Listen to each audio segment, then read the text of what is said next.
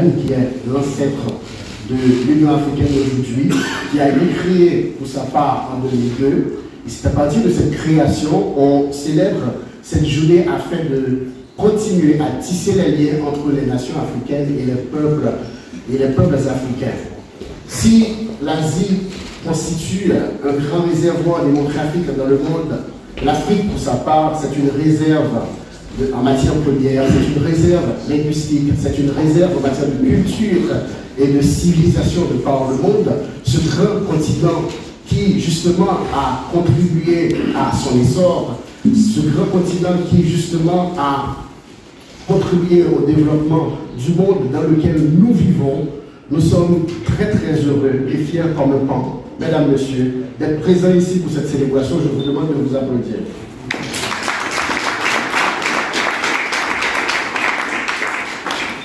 Sur ce, je passe la parole à madame Marie-Elisabeth Fouda, qui est la présidente du comité de la journée mondiale de l'Afrique de la région Auvergne-Rhône-Alpes, dans ses propos de bienvenue. Je vous demande de l'accueillir, mesdames.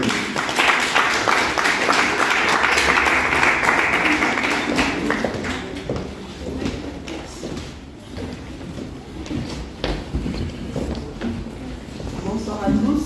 Bonsoir.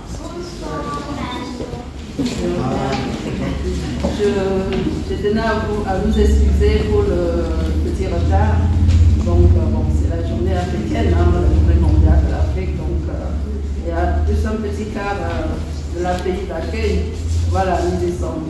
Je tiens à vous remercier. Je commence par monsieur le maire, monsieur l'adjoint, monsieur mon agent président, de nous avoir reçus ici dans cette mairie, grâce à vous. Et remercier monsieur le consul, madame la vice-consul, et monsieur et madame d'être venus aussi nombreux pour cette journée. L'association FabLab Europe Afrique et le comité, l'association porte cette journée depuis, je pense, 2018. Malheureusement, on n'a pas eu l'occasion de faire les événements de la journée par rapport à ce qui nous était arrivé, le Covid et tout. Donc voilà, nous reportons le flambeau. Aujourd'hui, il n'était pas question qu'on n'organise pas cette journée pour marquer notre coup. Et nous sommes très heureuses et j'ai la joie et l'immense plaisir de vous accueillir pour cette journée. Donc, je vous souhaite une bonne conférence. Le président délégué, M. Jean Kizito, va venir dans les détails. C'est comme on a pris un peu de retard, je vous souhaite la bienvenue et bonne conférence. Maire du 6e arrondissement de Lyon, chargé des sports, relations internationales et partenariats. Monsieur le maire adjoint, nous vous écoutons. Eh bien, bonsoir à tous. Monsieur Ibrahima Mbodji, consul général du Sénégal à Lyon. Madame Marie-Elisabeth Fouda, présidente de FabLab Europe Afrique, qui porte le projet de la journée mondiale de l'Afrique à Lyon et en région Rhône-Alpes, Auvergne-Rhône-Alpes, pardon. Monsieur Jean Kizito Ogala, président délégué de cette journée mondiale de l'Afrique en Auvergne-Rhône-Alpes et des trophées Afrique et Auvergne-Rhône-Alpes. Monsieur Roger Coudet, professeur en droit international, titulaire de la chaire UNESCO, mémoire, culture et interculturalité, et conférencier. Mesdames et messieurs, bonjour ou bonsoir une nouvelle fois. En tant que premier adjoint chargé des relations internationales et représentant le maire de Lyon qui s'excuse ce soir, je suis vraiment très heureux de vous accueillir dans cette très belle salle du Conseil du 6e arrondissement à l'occasion de la cérémonie 2022 de la Journée mondiale de l'Afrique organisée par le comité Lyon-JMA Auvergne-Rhône-Alpes 2022. À l'honneur cette année, le Sénégal, pays qui préside la commission de l'Union africaine et qui est donc le pays d'honneur, à l'honneur, à Lyon, dans le cadre de cette journée mondiale de l'Afrique 2022. Ce soir, acteurs économiques, universitaires, représentants du monde associatif, culturel, de la coopération et de la solidarité internationale, allaient assister à la conférence « L'Afrique face à un monde en complication et en tension, animée par M. Koudé. Monsieur Macky Sall et ce président du Sénégal préside la commission de l'Union africaine qui est justement le pays hôte et le pays d'honneur de cette célébration. Je vous demande d'applaudir, mesdames, messieurs, monsieur le consul Ibrahima Mbodji.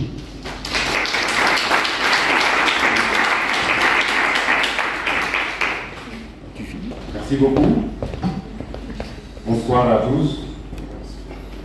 Monsieur le maire, Madame la Présidente, Monsieur le conférencier Roger Koudé, chers amis, depuis l'Université catholique de Lyon, Mesdames et Messieurs les invités, permettez-moi tout d'abord de remercier chaleureusement les organisateurs de cet événement. Le comité JMA Auvergne-Rhône-Alpes pour avoir bien voulu associer le consulat général du Sénégal à Lyon à cette célébration. Madame la Présidente, vous l'avez rappelé dans votre lettre d'invitation, le Sénégal assure la présidence de l'instance continentale pour l'exercice 2022-2023. Ce choix porté sur notre pays traduit d'abord la reconnaissance des chefs d'État et de gouvernement de l'Union africaine, mais également l'affirmation du leadership et l'engagement du président Macky Sall pour la cause de l'Afrique. En effet, depuis son accession à la magistrature suprême, le président Macky Sall s'est évertué à défendre la position africaine sur la gouvernance mondiale, aussi bien au plan économique que politique. Mesdames, Messieurs, l'Afrique fait face aujourd'hui à de nombreux défis.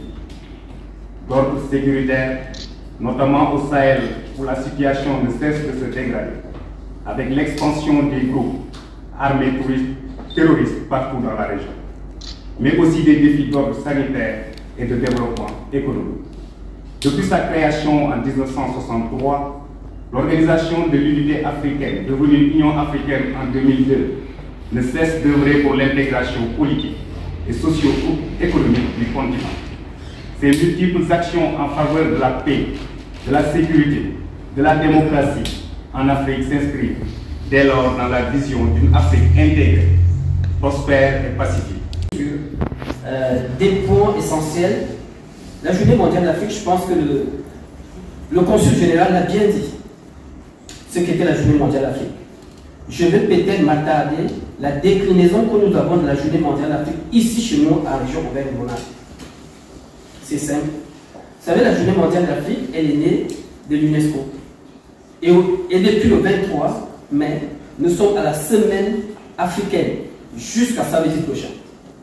Vous voyez, l'UNESCO fait les choses en grand. Nous choisissons une journée, mais l'UNESCO a choisi pour le monde une semaine pour l'Afrique. Et ça, nous pouvons nous applaudir et applaudir pour ça. Parce que l'Afrique le mérite.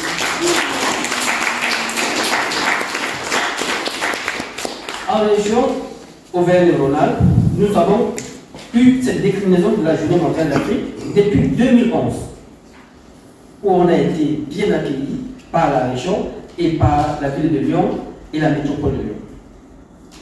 Chaque année, nous avons organisé cette journée, certains ici le reconnaissent, mais les choses évoluent, les choses avancent. Nous avons dit nous ne voulons pas lâcher.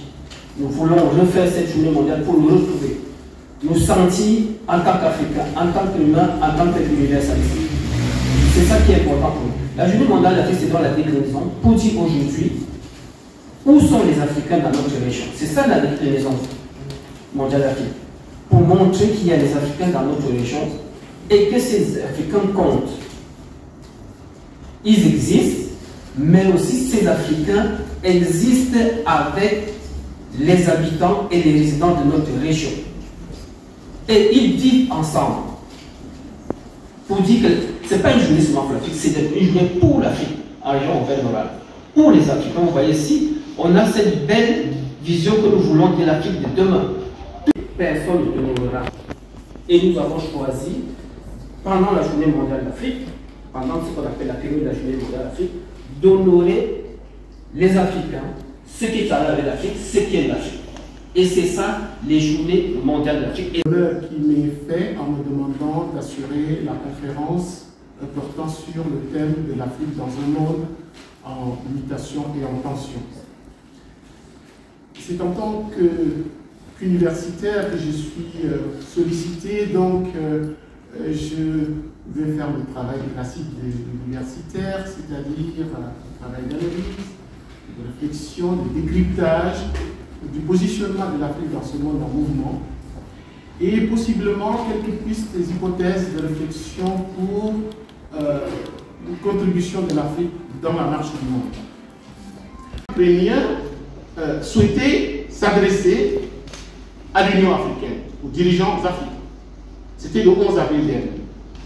Cette demande ukrainienne va être réitérée auprès du président de la Commission de l'Union africaine, M. Moussa Faki, de la part du ministre ukrainien des Affaires étrangères, manifestant l'intention du président Zelensky de s'adresser aux dirigeants africains, aux dirigeants de l'Union africaine. Et donc, si l'Ukraine envisage, le président ukrainien envisage de s'exprimer, de faire une communication à l'attention de ses pairs africains, c'est parce que quelque part il a pris conscience, l'Ukraine a pris conscience de l'importance finalement de l'Afrique dans les affaires du monde en ce moment précis. Cela s'est vérifié au travers de ce vote africain, comme je l'ai dit tout à l'heure. Mais peut-être que de façon encore plus on va dire, plus simple, c'est que l'Ukraine a compris qu'il y a une certaine influence russe sur le continent africain, question que nous allons essayer de préciser tout à l'heure également. Certes, le positionnement des États africains à l'international relève de leur impérium et donc de leur liberté d'action. Cela peut être dicté par de nombreuses considérations d'ordre politique et géopolitique. Il y a 39 ans, des dirigeants d'une trentaine d'États indépendants du continent portaient sur les fonds baptismaux l'organisation de l'unité africaine à travers la signature des accords d'Addis Abeba. C'était le 25 mai 1963. Cette date marque la Journée mondiale de l'Afrique. Ce mercredi s'ouvre en rapport avec cette commémoration un sommet extraordinaire de l'Union africaine à Malabo, en Guinée équatoriale. Au cœur de la rencontre qui s'achève samedi, la situation humanitaire sur le continent. Plus de 100 millions de personnes touchées par cette crise ont besoin d'aide, selon l'ONU. La lutte contre le terrorisme au Sahel et au Mozambique figure aussi à l'ordre du jour, de même que la recrudescence des coups d'État sur le continent. Burkina Faso, Mali, Guinée, les militaires ont pris les armes contre des régimes issus des élections dans plusieurs pays. C'est le Sénégalais Macky Sall, président en exercice de l'Union africaine, qui présidera ce sommet. Malabo attend une vingtaine de chefs d'État. Nous avons un continent magnifique qui est riche et aujourd'hui les défis sont multiples. Il faut qu'on travaille encore davantage sur la partie énergétique. Il y a des défis sécuritaires qui sont en train de se poser dans certaines régions de notre continent. Mais ce qui constitue en fait la bombe à retardement pour notre continent, c'est cette énorme jeunesse que nous avons qui n'est pas au travail et pourtant qui est formée. La question de la gouvernance me semble être le plus important parce qu'on voit que les critiques qui sont souvent portées contre le gouvernement, les régimes, portent souvent sur la question de la démocratie. Or, la sève nourricière de la démocratie, c'est la gouvernance, la transparence dans la gestion de la chose publique, la reddition des comptes, la justice sociale et même l'existence de médias indépendants et crédibles. Je suis d'Afrique de l'Ouest. Nous sommes un ensemble de 15 pays qui se sont réunis pour faire la CEDEAO. On n'arrive toujours pas à avoir une monnaie commune, puisque dans l'UEMOA, nous n'avons que 8 pays. Il y a tout un tas de sous-ensembles régionaux comme ça en Afrique, et nous aimerions bien qu'un jour ou l'autre on arrive à ce que tout le monde parle d'une même voix. Si réellement il y avait des volontés politiques pour ce faire, il y aurait beaucoup de choses qui auraient déjà abouti. Dans le domaine de la santé, je reconnais que nos cliniciens reçoivent certes une formation approfondie, mais je pense qu'il manque un peu de mise à jour. Alors je pense que nos gouvernements doivent penser au renforcement des capacités de nos praticiens. Nous devons aussi penser à investir dans les recherches scientifiques. Nous devons penser à investir dans des laboratoires scientifiques. L'Afrique doit avoir ses propres laboratoires scientifiques, faire ses propres recherches scientifiques. Alors parmi les plus grands défis, je dirais la sécurité, la lutte contre le terrorisme dont nous parlons beaucoup, mais il y a aussi un autre volet, et non des moindres, c'est celui de la sécurité alimentaire. Notre continent est largement touché par les changements climatiques dont nous subissons déjà les effets. La sécheresse en Afrique australe et dans la Corne de l'Afrique. Et il y a, à contrario, les inondations qui touchent l'Afrique de l'Ouest. Et puis aussi, bien évidemment, l'accès à l'eau potable. De nombreux pays, encore au jour d'aujourd'hui, n'ont pas accès à l'eau potable. Et ceci pour dire, il faut qu'on se relève les manches, parce que ce n'est pas qu'une affaire de politique, c'est une affaire qui nous touche tous dans notre quotidien. Comment atténuer les effets des changements climatiques, c'est très important, c'est un défi majeur. Faire une transition énergétique, utiliser des énergies beaucoup plus saines.